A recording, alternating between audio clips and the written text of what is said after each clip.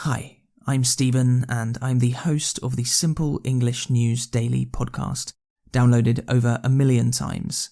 Monday to Friday, we tell you the most important stories everywhere in the world in just 7 minutes. No opinion, just facts from politics, conflict, business, science, tech, and everything else, in the most simple way the story can be told.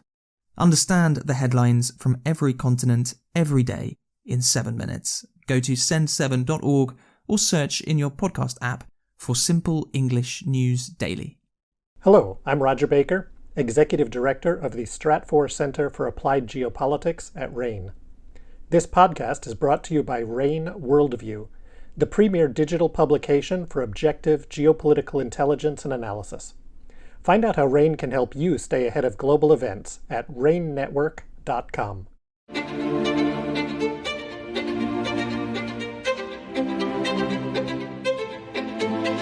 This is RANE's Essential Geopolitics podcast, the most useful conversation you'll hear all week, I guarantee you. I'm Emily Donahue. Welcome aboard. Since Russia invaded Ukraine in early 2022, the world has followed the conflict on the ground and in the air. But there's another battlefield in cyberspace. Today we're talking about Russian cyber activities in the Ukrainian war, and Ali Plucinski is here. She's RANE's strategic cyber analyst. Welcome, Ali. Thank you very much.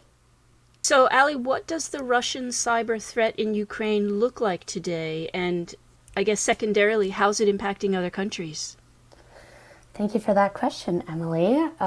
So, as you mentioned, the world has been paying close attention to the Russian-Ukrainian war since it first began in early February, and the cyber component has continued to be a primary component of the war.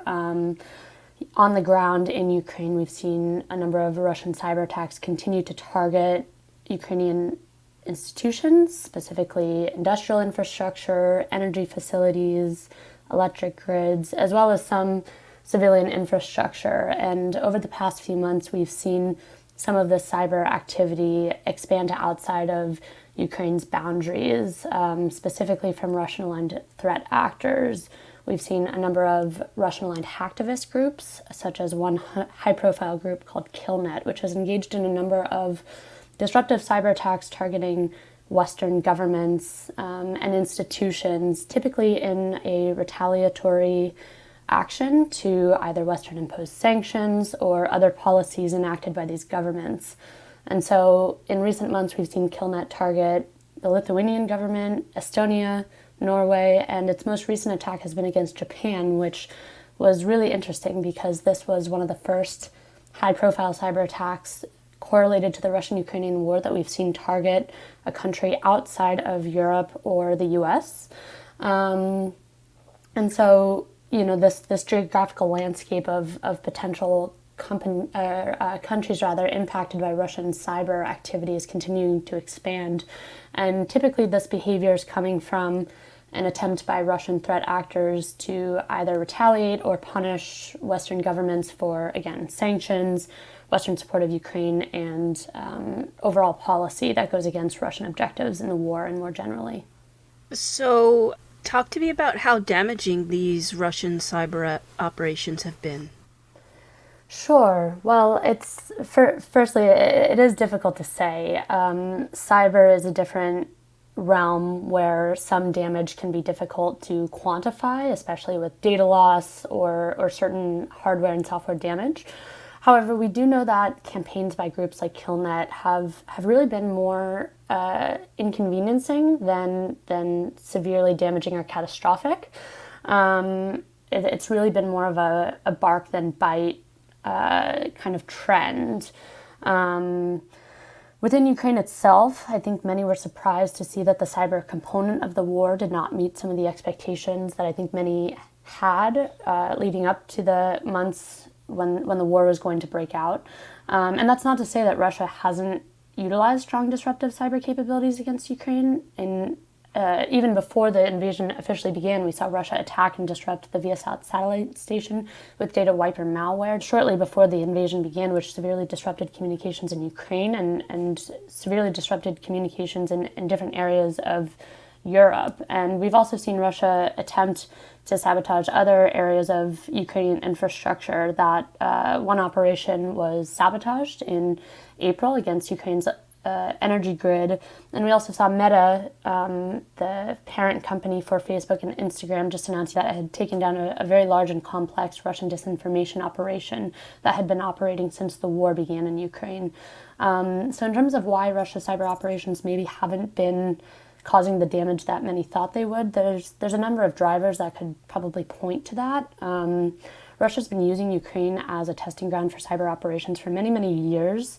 And while these operations in practice that Russia's engaged in Ukraine has built Russia's offensive cyber capabilities to a great extent, it also drew really early attention to the need to bolster not only Ukraine's cyber defenses, but Europe's cyber defenses, NATO countries' cyber defenses.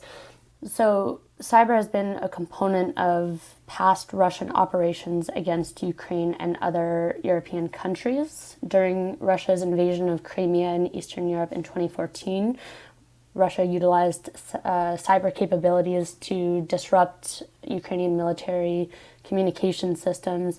And Russia has also used cyber operations against Estonia in 2007 following a decision by the government to remove a Soviet memorial. And so I think a lot of European countries and the US as well were drawn in early to this awareness that Russia would be using cyber capabilities in the future, and they really prepared for that. And additionally, it's important to remember that Ukraine has significant support from huge Western tech conglomerates like Microsoft, Google, and Meta, which have all contributed to the detection and neutralization of Russian cyber activities in Ukrainian cyberspace prior to them being able to cause significant damage. So, Ali, I don't know whether this is actually quantifiable, but how may Russian cyber operations expand in the coming months? Right. So, again, to your point, cyber is definitely a difficult area of operation to quantify. However, while we haven't really seen catastrophic impact as of yet, I guess it doesn't mean that we're out of the woods, so to speak. Just 2 days ago, one of the Ukrainian intelligence agencies warned that Russia is planning massive cyber attacks against Ukraine's critical infrastructure, specifically its energy infrastructure. And this warning also pertained to Eastern European countries like Poland and the Baltics. And while there wasn't a lot of information around these claims, any cyber attacks to critical infrastructure, to energy facilities, is going to have major consequences not only for Ukraine, but other European countries as Europe continues to battle an energy crisis and as winter approaches. And additionally, while activities by hacktivist groups like Killnet, which I mentioned earlier, haven't been overwhelmingly impactful, we've seen Russia ramp up a lot of its rhetoric that signals that it's willing to escalate the war. It's engaged in nuclear rhetoric recently, it's expanded its military draft, and so coincidingly, I think it's very likely that we'll see these Russian-aligned hacking groups also ramp up their activities. And again, as the U.S. midterm elections approach, we'll probably definitely also see additional information warfare campaigns targeting U.S. cyberspace, again, in an attempt to either undermine social cohesion, exacerbate political polarization, but also just disrupt overall U.S. Daily life or other Western countries' daily life. Wow. That's quite a lot to think about. Thank you so much for that analysis. Thank you for having me. Ali Plucinski is a strategic cyber analyst with RANE, the Risk Assistance Network and Exchange. You can read her analysis in RANE Worldview, which is one of RANE's industry-leading geopolitical intelligence offerings. You can learn more about RANE's geopolitical risk monitoring and intelligence services at ranenetwork.com. That's RANE network.com. I'm Emily Donahue. Thanks for listening.